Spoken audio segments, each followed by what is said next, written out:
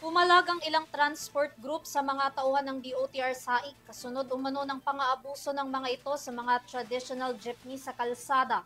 Ayon sa Manibela, iligal umano ang paninikit ng SAIC sa mga o sa kanilang mga miyembro at tila pinag-iinitan raw sila kaya ginigipit.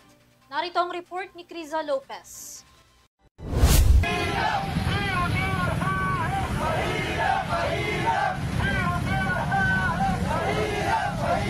Nagsimula na ang 3 araw na tigil pasada ng grupong Manibela bilang pagkondena sa pang-aabuso umano ng DOTR Special Action and Intelligence Committee for Transportation o SAIC sa mga traditional jeepneys.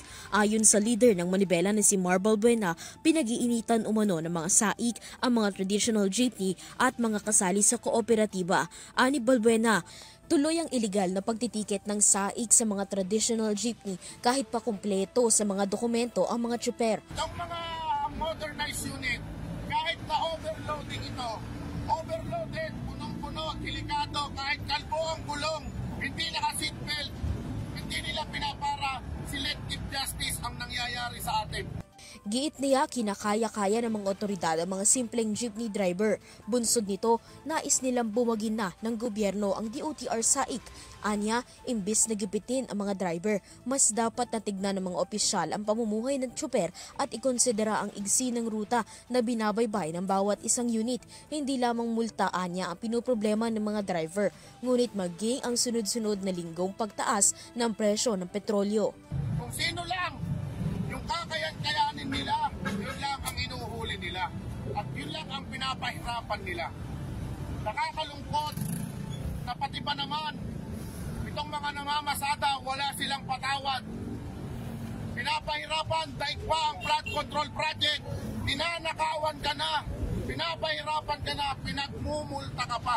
Driver, operator, na hirap.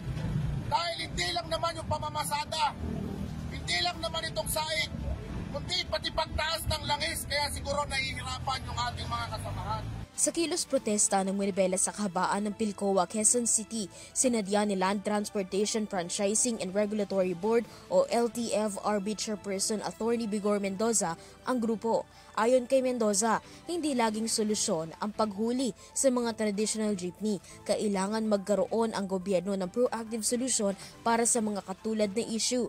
Nananawagan pa rin si Balbuena kay Transportation Acting Secretary Giovanni Lopez na bumaba sa lansangan para obserbahan ang tunay na sitwasyon ng mga jeepney driver sa kalsada. Nawagan ko kay Acting Secretary Panoy Lopez, bumaba ka rito para makita mo ang kalagayan ng mga totoong masang transportasyon na pinapahirapan ng inyong departamento.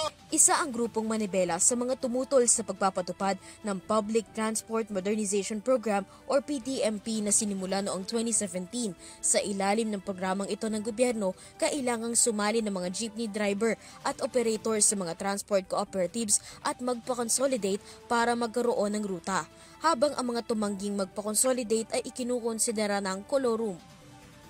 Para Zero TV News, Criza Lopez, sumasaludo sa bawat Pilipino.